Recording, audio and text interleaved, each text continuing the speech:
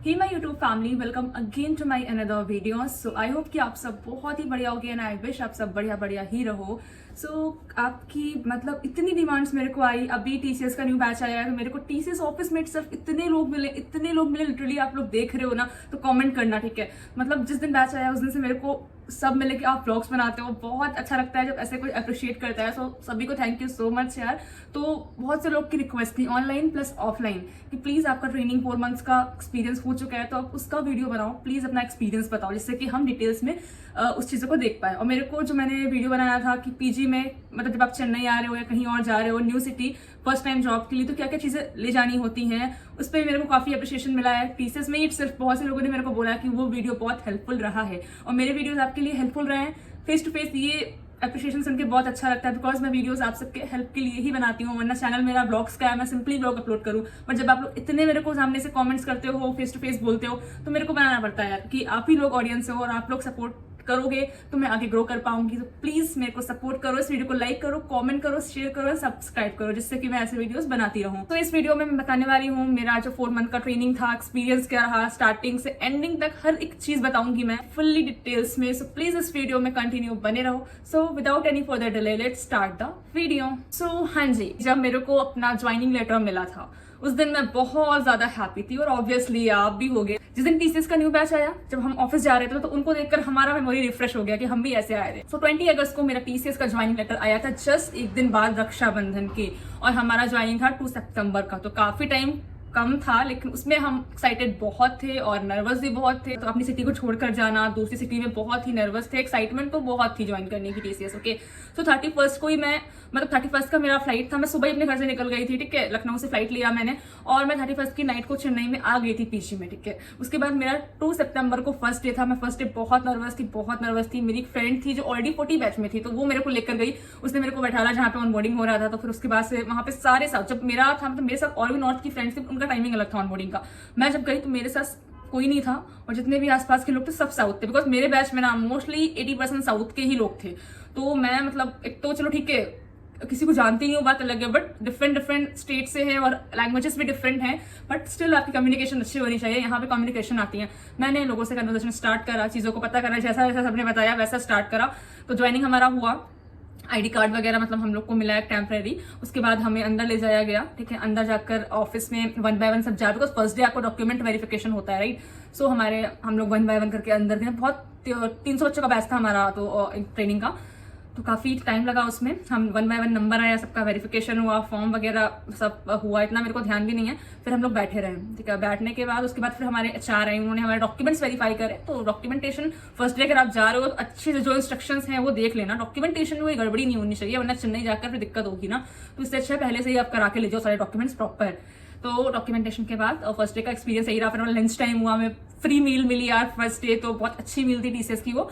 उसके बाद फिर हम आ गए। तो मतलब फर्स्ट डे तो कुछ इतना नहीं होता, डॉक्यूमेंटेशन होता है, कुछ चीजें आपको बताएंगे, तो इतना कोई वर्क आपको फर्स्ट डे जाकर नहीं करना होता है ऑब्वियसली।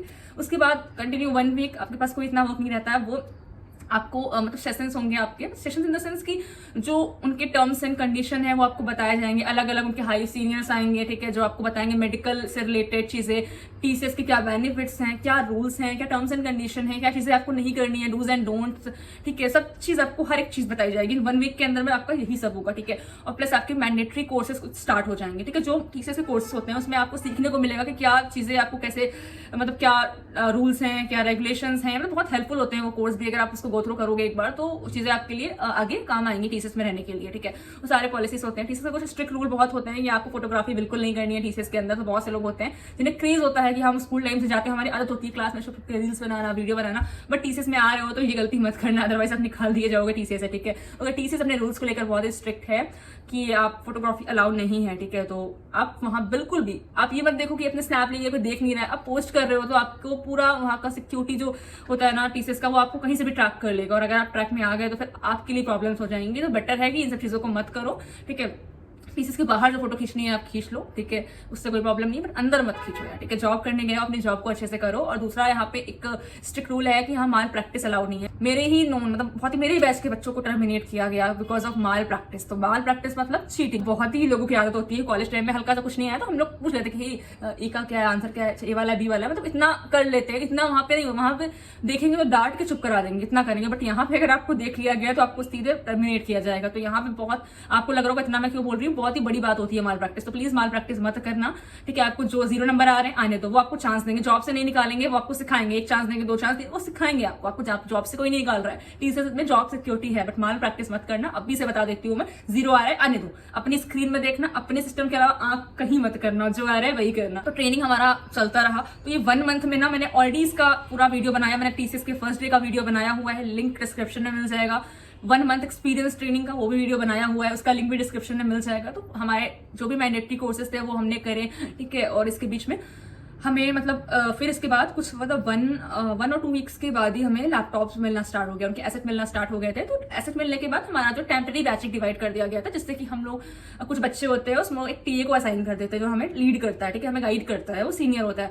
तो जो भी डाउट्स होते हैं हम उनसे पूछ सकते हैं। तो ऐसे A1 A2 A2 करके ग्रुप बन जाते हैं, तो उसमें हमें इजी वर्क सही रहता है, ठीक है। तो हमें छोटे मोटे असाइनमेंट्स मिलते थे करने को, सीखने को, प्रैक्टिस के लिए हमारे, जैसे जावा हो गया थोड़ा बहुत, वो हम लोगों ने करा। उसके बाद आपका हमारा तो मंथ के एंड में इनका इंडक्शन टेस्ट होता है। अब कब होगा ये कंफर्म नहीं है, बट मंथ के एंड में हुआ था, 1 मंथ के अंदर ही होता है। इंडक्शन टेस्ट होता है जो इंपॉर्टेंट होता है, उसमें आपका बेसिक नॉलेज चेक करते हैं कि आपने अभी जितनी स्टडी किया है वो क्या है, उसी के रिलेटेड क्वेश्चन बोलते हैं। 9 to 12 बेसिकली रीजनिंग होता है, ग्रामर होता है, मैथ्स हो गया, कि इस सब चीजों को टेस्ट होता है, वो खुद बताएंगे। तो हमारा जिस दिन टेस्ट था तो वो कंटिन्यू, मतलब एक दिन चला था तो कंटिन्यू 1 घंटे में 2 घंटे में लगातार test. But don't worry, multiple choice होता है तो कोई दिक्कत नहीं है।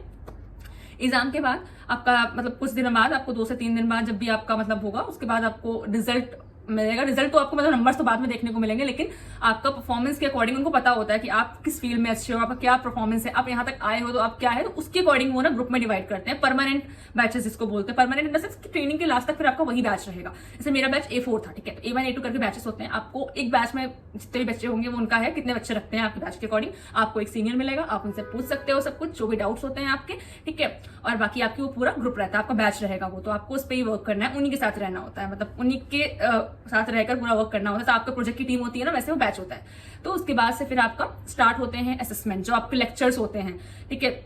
वहाँ पे बाकायदा लैब्स होंगी, वेबएक्स सेशन भी होंगे, तो आपको पढ़ाया जाएगा, सब चीजें बहुत अच्छे से सिखाया जाएगा। जो भी डाउट्स है स्कूल की तरह बिल्कुल लगेगा आपको कि जो भी डाउट्स है आप पूछ सकते हो, आपके पास सारे मेंटर्स अवेलेबल रहेंगे, डाउट्स पूछो, सेशन अटेंड करो, नोट्स बनाओ, जो भी करना है अच्छे से करो। बट ट्रेनिंग आपको बहुत ही अच्छी मिलेगी। अगर आप विल हो, लर्निंग की विलिंग है आपके अंदर, तो आप बहुत सी चीजें सीख सकते हो। टीसीएस की एक अच्छी चीज है ना कि वो आपको बहुत सी टेक्नोलॉजी सिखाएगी। और कंपनीज क्या है, उनको जिसमें वर्क कराना है वो एक टेक्नोलॉजी सिखाएंगे, बट टीसीएस आपको बहुत सारी टेक्नोलॉजी सिखाएगी। और किसी में भी आप इंटरेस्ट लेकर एक में प्रो बन सकते हो। बाकी सब आप सीखो, बट एक में अच्छा गेन करो, जिससे कि आप उसी फील्ड में जा सको। तो ये आपके लिए बेनिफिट है कि आपको 10 में से कौन सी टेक्नोलॉजी अच्छी लग रही है, आप उसमें अपना हाई कमांड बना लो, बाकी सबकी लर्निंग कर लो, तो आपको एक्सपीरियंस होगा, राइट। तो ये अच्छी चीज है टीसीएस में। बाकी जितने सेशन होते हैं बहुत ही अच्छे, मतलब मेंटर्स भी काफी अच्छे होते हैं जो आपको गाइड करेंगे, पढ़ाएंगे, सब एक्सपीरियंस्ड होते हैं। तो हमारे भी सेशन में जावा, पाइथन मैंने ऑलरेडी बनाया हुआ है, क्या पढ़ा हमने, तो सब कुछ आपको सिखाया जाता है।